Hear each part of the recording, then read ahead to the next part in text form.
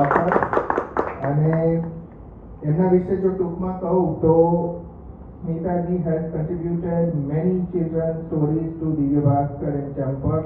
Her poems and short stories in Gujarati and English as well received on the Storygear website. She has been nominated for Author of the Year 2019, 20 and 21 awards by them. She has translated many Hindi poetry collections into English as well as books from Hindi to Gujarati. A former IB school teacher. She is a former teacher. She is MSc from Bombay University. So as you know, she is a multi-faceted personality. અને આજે આપણે એની સર્જન યાત્રા વિશે વાત કરીશું. આપના વિશે જાણવું ગમશે કેમ કે આપનો આખો પરિવાર છે એ લેખકોનો પરિવાર છે. એમના પતિ છે એ જાણીતા ફાઇનાન્શિયલ ગુરુ છે. અમરદત્ત ધ્રુવ એમનો પુસ્તક છે ફંડામેન્ટલ્સ ઓફ બિઝનેસ ફાઇનાન્સ. એમની બે પુત્રીઓ છે કાનન અને કેલી ધ્રુવ. એ બંને લોટૂન કે જેમાં કાયદાના સિદ્ધાંતો બાળકો સમજી શકે એવા કાર્ટૂન સ્વરૂપમાં ઇંગ્લિશ અને હિન્દીમાં દર્શાવવામાં આવ્યા છે. તો આખું ફેમિલી એમનું છે એ સર્જકોનો પરિવાર છે ને આપને અહીંયા ઇન્વાઇટ કરીને અમે આનંદ અનુભવી રહ્યા છીએ. સૌથી પહેલા તો આપની સર્જન યાત્રા કેવી રીતે શરૂ થઈ જણાવવા વિનંતી. હેલો, નમસ્તે ચંદ્રભાઈ. નમસ્તે. મનીષાબેન અને થેન્ક યુ એવરીવન મને આમંત્રિત કરવા બદલ. સર્જન યાત્રા ઘણીવાર એવું અનાયાસે બની જતું હોય છે. ટીચિંગ દરમિયાન એક એવું થયું કે બાળકો માટે જે કંઈ કરવું છે એ કંઈક કોન્ટ્રીબ્યુટ કરવું જોઈએ. તો નાનપણમાં મારી દીકરીઓની કહેલી વાર્તાઓ એ બંને કહેતા કાનન અને કેલી કે મમ્મી તું લખે વાર્તાઓ, હવે there is time and should be લખવી જોઈએ કે જે બીજા બાળકો સુધી પહોંચે. તો પછી મેં આમ જ થોડી લખવા માંડી અને મને થોડો શંકા હતી કે કોઈ મારી વાર્તા નહીં છપાઈ જશે, પણ મનની ખુશી ખાતર થોડું લખવાનું શરૂ કર્યું. તો સમય જતાં બાળ ભાસ્કરમાં એ લોકો એક્સેપ્ટ કર્યું. મેં એક પછી એક એપિસોડ થયા, એમાંથી પહેલું પુસ્તક થઈ શક્યું આ ઓલા પોસ્ટર સ્કૂલ. એટલે એમાં બિલાડીની કાલ્પનિક દુનિયા છે જેમાં વિવિધ પ્રાણીઓ એની સ્કૂલમાં આવે છે અને એમ કે એક પણ શા માટે એમને એજ્યુકેશન ને ફોર્મલ ટ્રેનિંગ ના મળવી જોઈએ એ બાબતની વાર્તા છે. પછી કન્ટિન્યુડ ને થોડો ઉત્સાહ પણ વધ્યો એટલે દેશભક્તિનું થોડુંક આપણે somehow it is always આપણા સૌમાં કંઈક છે ભાવના પણ લખી શકતી હતી. તો અનામી થઈ દોરું છું એ વિશે, કારણ કે એને મારા પુસ્તકમાં આગળ જેમ જણાવ્યું છે કે આપણે મહાન દેશ નેતાઓ વિશે તો જાણીએ છીએ, અસંખ્ય નેતાઓ પણ આપણે પૂછતા આવ્યા છીએ કે ઇન્યુમરેબલ ગાંધી બાપુ, જવાહરલાલ નહેરુ, ઇવન રાજેન્દ્ર પ્રસાદ ને સુભાષ બાબુ તો આપણે થાય કે he is a forgotten hero, પણ તો પણ જાણીએ છીએ એ વિશે. પણ એની પાછળ જે લોકો દોડતા જતા હતા બધી રેલીઓમાં અને પિકેટિંગ કરતા હતા એ બધા કોણ હતા એને વિશે જ્યારે માહિતી એકઠી કરી ને ત્યારે ઘણું એમાંથી પુષ્કળ ખજાનો નીકળી આવ્યો. અને એમાંથી એ પછી હિસ્ટોરિકલ ફિક્શનનું થોડી પ્રેરણા મને કનૈયા મુનશી જેવા દિગ્ગજ તો એમને આપણે ખાલી ઇમિડિયેટ એમાંથી એક શું કહેવાય અમૃત બિંદુ સમાન પ્રેરણા મળી તો આ લખાઈ શકી. અને એ દરમિયાન 25 જે શહીદો હતા અનામી એ સિલેક્ટ થઈને એક બીજું પુસ્તકે બહાર પડ્યું. તો આ basic it is something I am really passion about દેશભક્તિ. બિલકુલ. કાકોડીની વાત કરીએ તો આપે ત્યાં વિઝિટ કરી છે, રિસર્ચ કર્યું છે, ઊંડો અભ્યાસ કર્યો છે, તો એના અનુભવ વિશે આપ કહેશો? એટલે કારણ કે લખનૌમાં ઘટેલી આ ઘટના હતી 1925 અને બરાબર આ વર્ષે 100 વર્ષ પૂરા થાય છે આ ઘટનાને. એક ખબર નહીં અદ્ભુત આકર્ષણ જેવું રહ્યું કે મારે લખનૌ જઈને જ જાણવું પડે છે. અને વાતાવરણમાં એ અને આપણે કોઈ પણ એ કારણ કે ઉત્તર ભારતના લોકો પણ ઘણા વધારે દેશ પ્રત્યે જાગૃત છે. Not that we are not, પણ એમને બધી હજી વાતો યાદ છે. અને કાકોરીમાં શું બન્યું એ રૂબરૂ જઈને એની પણ જો ફીલ મળે, કેટલીક અજાણી વાતો આપણા સુધી પહોંચી શકે. જેમ કે અમારા જે ગાઈડ હતા એમણે અમે કાકોરી સ્ટેશન પર પહોંચ્યા.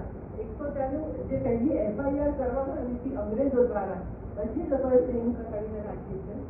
અને પછી સ્ટેશનની બહાર નીકળ્યા એટલે પેલા ગાઈડે કહ્યું કે આ તમને વડ દેખાય છે? તો બહુ ભેગું વડ હતો, બહુ સરસ છે વાતાવરણ અહીંયા. પણ કે ખરેખર આ વડ ઉપર જ કેટલાય ઇનોસન્ટ સ્ટેશન માસ્ટર અને માણસો જે ત્યાં કર્મચારીઓ કામ કરતા હતા એમને શંકા અને ખાલી લોકોને ડરાવી દેવા માટે અને નાબૂદ કરવા માટે કે બધા ઇન્વોલ્વ હતા એ કાકોરી કેસમાં, ત્યાં ફાંસી આપી હતી. એટલે આવી નાની નાની વાતો મેળવતા, કડીઓ મેળવતા it has been through very helpful. અને વાર્તામાં ખરેખર ક્યાં ક્યાં પ્રાણ પૂરવો એ બાબતે બહુ કામ કર્યું. બિલકુલ, આપણે દર્શકોને જણાવીએ તો it happened on 9th August 1925. આપણે કહ્યું 100 વર્ષ થઈ રહ્યા છે. અને કાકોરી ટ્રેન લૂંટ કેસ તરીકે જે જાણીતી ઘટના હતી કે જે ભારતને આઝાદ કરવા માટે જાણીતા સશસ્ત્ર ક્રાંતિકારીઓ આયોજનપૂર્વક એક અંગ્રેજ ખજાનાની લૂંટ કરેલી. It's a real life drama by India's martyrs around which this fiction is written. India's non-cooperation movement against the British government was started with a promise to free India within a year. When it was withdrawn abruptly in 1922, thousands of young freedom fighters were disillusioned. This defeat saw birth of a large number of revolutionaries fighting with all their might single-handedly against the ruling British in India. On this day, the day of 9 August 1925, a team of 10 young boys looted treasury of the Indian Railways near Kakori railway station, next to Lucknow. An event in the golden history of India's freedom fight, and is a fictional story woven around it. This book brings alive those shining moments of gallantry by boys, by young brave martyrs who till today remain unknown to us. A nail-biting portrayal of mental agony, dilemma and survival issues from the lives of heroes of our country and their families is a tribute to the Kakori boys. તો આ એક જરૂર વાંચવા જેવું પુસ્તક છે. આપણે બાળકોની પણ વાત કરી, બાળકો વિશે પણ આપણે ઘણું લખ્યું છે. રોલર કોસ્ટર સ્કૂલની વાત કરી. અનામી શહીદો ગુજરાતીમાં આપનું પુસ્તક છે કે જે તમામ આબાલ વૃદ્ધ વાંચી શકે છે અને એમાં શહીદો વિશેની ઘણી બધી ઉપયોગી માહિતી એમની જીવની આપવામાં આવેલી છે. એ સિવાય આપની એ જ પુસ્તક આપણી પાસે હિન્દીમાં પણ ઉપલબ્ધ છે, ભારત की आजादी की लड़ाई के अमर शहीद. અને આ બધા પુસ્તકો ક્યાંથી ઉપલબ્ધ થઈ શકે છે? અનામી શહીદો એ અવનિકા પ્રકાશન દ્વારા છાપવામાં આવ્યું છે, એટલે એ તો એમને કોન્ટેક્ટ કરીને મળી શકે. પણ આ બાકીના પુસ્તકો બધા જ એમેઝોન પર અવેલેબલ છે. અને રોલર કોસ્ટર સ્કૂલ છે, આ કાકોરી પુસ્તક છે, અને અમરપુરની જે પુસ્તક છે એ પણ એમનો ટૂંકમાં આ પુસ્તકો વિશે હું થોડું આપને જણાવું તો અમરપુરનું તો MBA IIM થી કરેલું છે, એટલે અને CA પણ સાથે મેળવવાનું એક business as well as experiences એમાં સામેલ છે.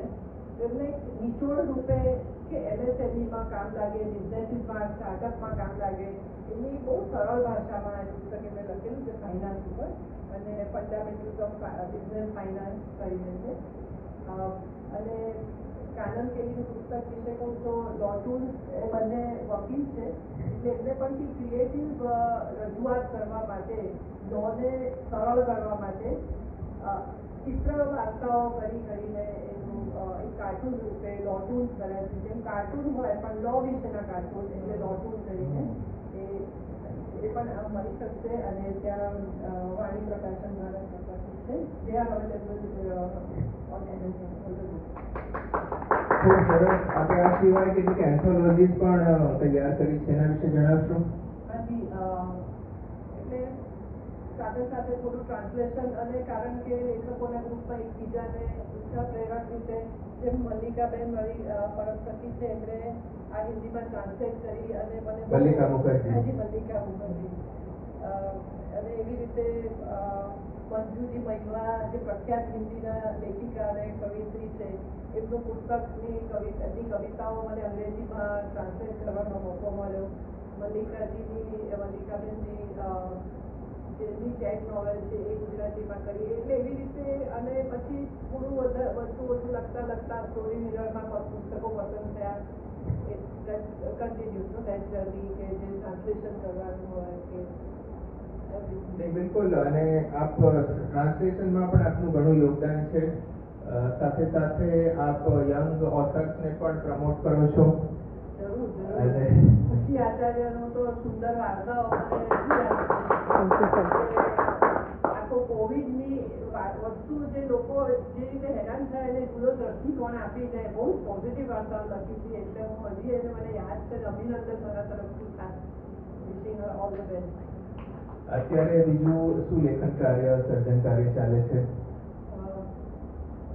હવે થોડો એક ડાયલેમા છે કે મારે આ દેશભક્તિની, કારણ કે historical fiction is one aspect, પણ ખરેખર ઘણી માહિતી પણ પહોંચાડવી, નાની વાર્તાઓ, જે દેશભક્ત લેડીઝ જે છે, સ્ત્રીઓ છે, એમનું યોગદાન. એક વચ્ચે એક સિરીઝ લખવાની આવી હતી, જે અનસુયાબેન તારાભાઈને એમને લગતી બધી, જે ઘણી વાર એવું હોય છે કે બહુ સંપન્ન ફેમિલીઝના લેડીઝનું મુખ યોગદાન રહેલું હોય છે સોસાયટી પ્રત્યે.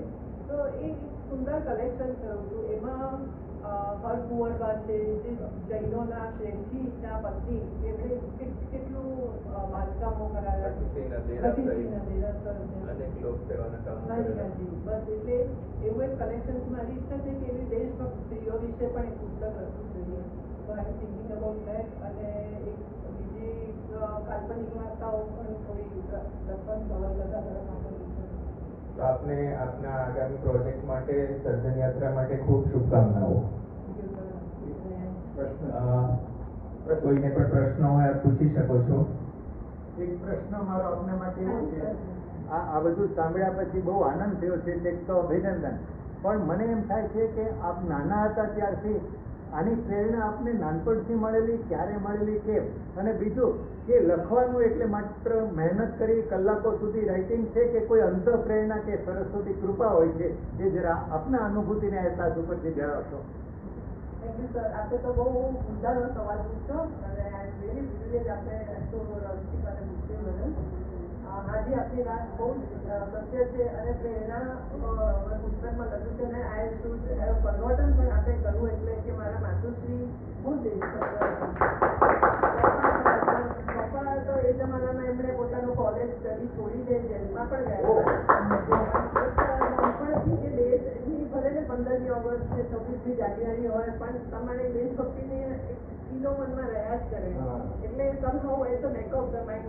આપણી વાત સાચી છે. અને લેખન કાર્ય ઓનેસ્ટલી ખરેખર સાયન્સની સ્ટુડન્ટ હોવા છતાં, એટલે થોડું સારું હતું લેખન, પણ એટલો કોન્ફિડન્સ નહોતો. પણ ધીમે ધીમે પછી સમયની અનુકૂળતા ગોઠવતા થઈ ગયું.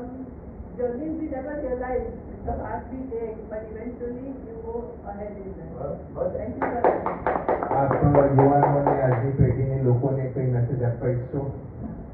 ખાસ યુવાનોને એક મુદ્દો તો બહુ જ જરૂરી છે કહેવો, કે આપણા ભારતીય સાહિત્યને ન ભૂલશો. વેદ ઉપનિષદ ભલે સરળ ભાષામાં કે અઘરું લાગે તો ક્યાંથી પણ મેળવીને એના સંપર્કમાં રહેજો, કે જેથી એ આપણા ધર્મને નજરઅંદાજ ન થઈ જાય. સારી વાતો અને સારી શિખામણો એક વસ્તુ છે, પણ આપણી પાસે એટલા બધા મૂળમાં પાવરફુલ ગ્રંથો છે, એને જરૂર વાંચવા પ્રયત્ન કરજો. અને જેટલું બને એટલું આ વર્ડ પણ સ્પ્રેડ કરજો, કે જેથી આવનાર પેઢીઓને એ માહિતી સતત મળ્યા. ખૂબ ધન્યવાદ.